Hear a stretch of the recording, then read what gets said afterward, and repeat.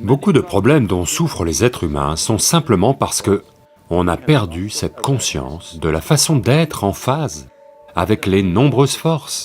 Si vous devenez synchronisé avec la vie, vous allez aussi vous réveiller quelque part après 3 heures du matin. À ce moment-là, si vous vous asseyez et faites un processus pour lequel vous avez été initié, ça portera un maximum de fruits.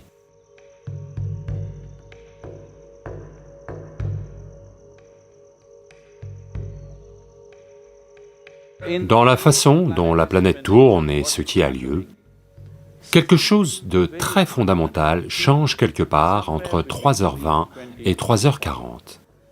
Ça s'appelle Brahma Muhurtam. Ceci n'est pertinent que jusqu'à 33 degrés de latitude.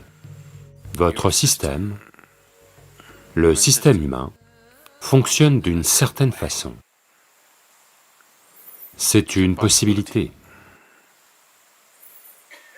Donc, il y avait une conscience de la façon d'utiliser cette possibilité.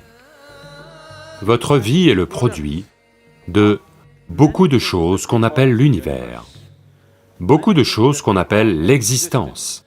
Donc, nous sommes la conséquence d'un certain événement phénoménal que l'on appelle le cosmos. Nous ne sommes pas une existence individuelle. Donc quand vous vous synchronisez, certaines choses vont avoir lieu.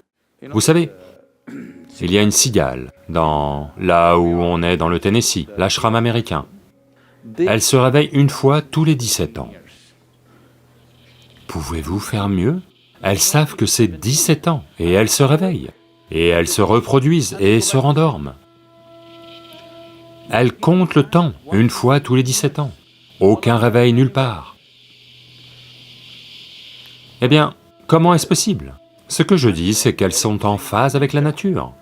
Nous ne sommes plus en phase avec la nature et on pense que cela est notre nature. Non. Toutes les nombreuses maladies, les nombreux problèmes dont souffrent les êtres humains, c'est simplement parce que nous avons perdu cette conscience quant à la façon d'être en phase avec les nombreuses forces qui font de nous ce que nous sommes. Donc le yoga, c'est pour amener cette synchronisation afin que vous soyez en phase avec la vie. Si vous devenez en phase avec la vie, vous aussi, vous allez vous réveiller un peu après 3 heures du matin. Si vous êtes conscient, tout à coup, une certaine étincelle de vitalité va surgir en vous. Même si vous êtes dans un sommeil profond, vous allez vous réveiller. Cela doit vous arriver. Ça veut dire que vous vous synchronisez avec elle. Vous vous synchronisez avec la vie. Donc, que dois-je faire? Dois-je méditer? Dois-je faire un kriya? Peu importe quoi.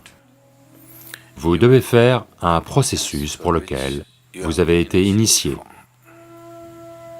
Parce que initiation veut dire que on ne vous a pas juste appris une pratique, elle a été introduite dans votre système, elle a été implantée dans votre système. Donc quoi qu'elle soit, s'il y a une graine vivante en vous, si vous êtes réveillé à Brahma Muhurtam et